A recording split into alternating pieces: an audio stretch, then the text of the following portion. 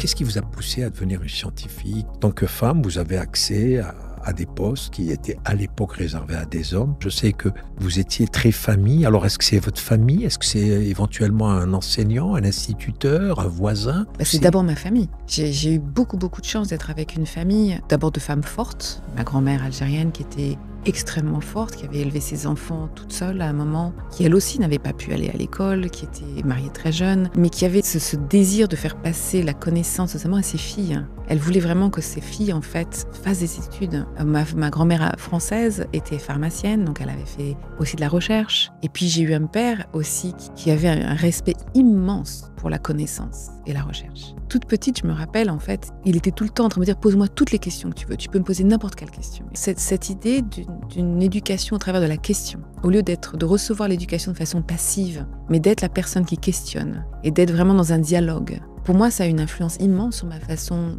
d'apprendre, mais aussi ma façon de transmettre. Donc j'ai beaucoup appris de ces gens merveilleux autour de moi. Dans ma famille, l'éducation et la connaissance avaient une place très particulière. C'était quelque chose de sacré.